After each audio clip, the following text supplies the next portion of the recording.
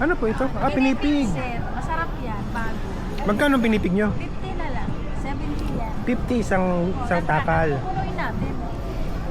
Asuma puro. Oh. Ilan? Pwede bang tikman kahit konti? Oo. Konti lang ate. Sariwa yan. Malutong pa. Hindi siya sir malutong kasi ano to. Ah, pinipig nga pala, no? Oo. Konting-konti lang. Wala nga. Yan, ilagay mo yun. Nag-iikot pa ako eh. Lalagyan to ng ano, lalagay sa kape o kaya buko. Pwede ba sa kape yan? Oo. Parang Hindi ba sa buko salad? Pwede gawin nyo na ano, yung may buko na malambot, tapos mga prutas, may gatas, may gata. Sarap ah. Kayo lang nagbibenta niya? Ako, Kayo lang dito man pinipig? kami lang mayroon. Kahit sa plaza, mayroon amin dito. Kuha ako isa. Ang suman natin purong-puro sir, pwede ikman yun. 5 araw tumatagal ang suman natin. Masarap ah. Manamis-namis.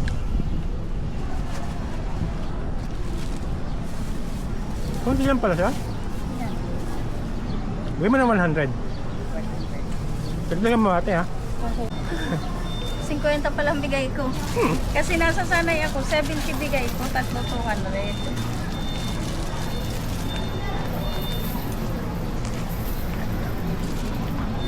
Ano yung dahon niya? Ah, pandan. Pandan. Suman sir.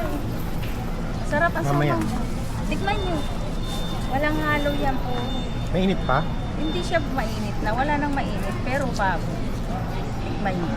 Oo, matate. Malambot ang malagkit yan. Ito ang latik niya. Ano naman yan?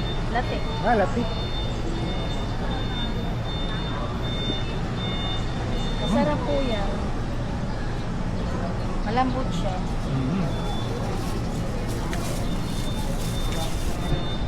5 araw yan tumatagal. Maganda kasi ang malagkit. Ilang araw na to? Ngayon lang. Umaga yan dinadala dito. Hindi ka tulad yung nabili ko doon, matigas. Ay, may halo yun. Ito purong... Puro malagkit. May halo. Matigas ang minsan ang gitna, may hilaw.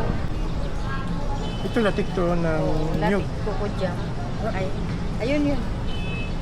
May yema namin. Gusto nyo. 150 ang maliit.